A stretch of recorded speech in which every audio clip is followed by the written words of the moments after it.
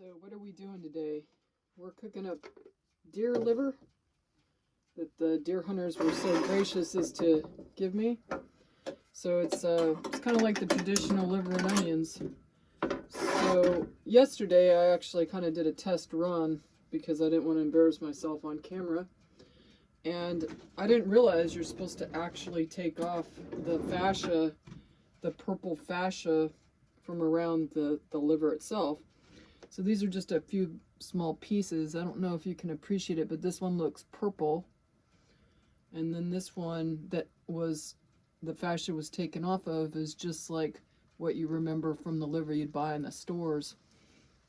So I was having a hard time cutting it yesterday.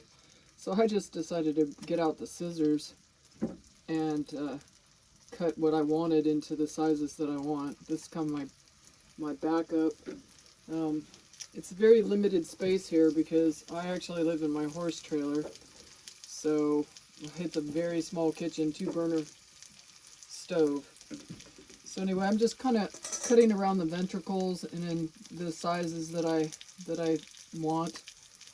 And yesterday I didn't actually realize you were supposed to take off the purple fascia, and so I just kind of cut it up and ate it, and it seemed to cook up just fine.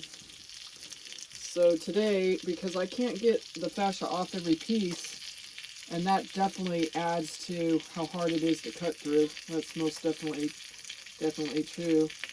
I really liked liver. My mom used to cook it all the time, primarily chicken, but we had beef liver too, like every Monday. But she kind of went away from doing that because of the toxins and things, and you don't know what's in the factory farm food anymore, so I kind of shied away as well. So, but this is deer meat, and it's off a young doe. I took a look at the liver. I don't see any signs of any kind of disease whatsoever. Just a real nice little liver, clean. And it's super packed with vitamins, especially B12, because the liver does process most of the toxins that, I really don't want to eat any kind of liver from any kind of store-bought meat. I just don't trust that it's not full of chemicals of some sort. So this is the majority of the liver right here, and it's actually just half because yesterday I used half of it, and it is, when you can't get that fascia off, it's definitely a lot harder to cut. But I'm just going to rinse it off a little bit. I felt something in there, and but the scissors seem to work just fine, and you can remove it after it's cooked if you want. I just kind of ate it. I didn't realize it yesterday. And it's very rich. I noticed I felt really full fast. And yesterday I didn't really notice the smell when I was cutting up the liver itself, but there definitely is a strong smell. I didn't notice it yesterday, but I seem to smell it today. So I don't have a very good knife. Even my Ginsu wouldn't seem to chop through this. It's pretty, with that fascia on there, it's pretty hard to get apart. But scissors seem to be working just fine. So I sauteed up the onions. I caramelized them as best as I could. Those are from the garden, so you can see them in the background here. That's an example of some garden onions I had. But yesterday I just used one really large white onion for about the same amount of liver, so that seemed to work. And it's all up to you as to what you prefer for your liver and onions. But anyway, so I just try to cut it, and it's getting a little bit tough here now. I'm sure that several of you are probably screaming through the screen going, you should have done this. This is definitely a hard piece of organ meat. And I'm just going to cut around the ventricles and the arteries, but try and salvage the good liver meat.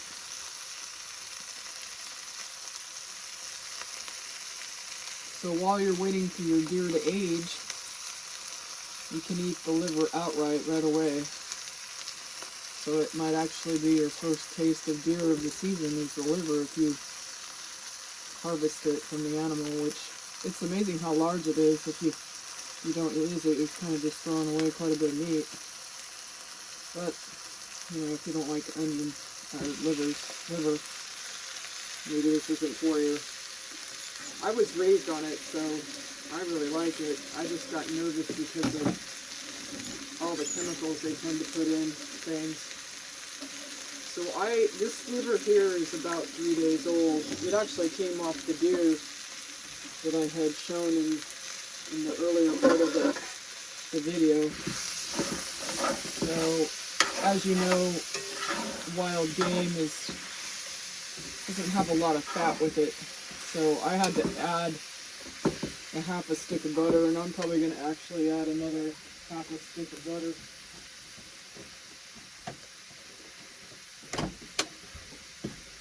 Just to keep it from sticking on the bottom, and I really like the flavor of the butter, so it's a double win there for me. So of course, you know, you don't want to overcook your liver because then it's kind of rubbery.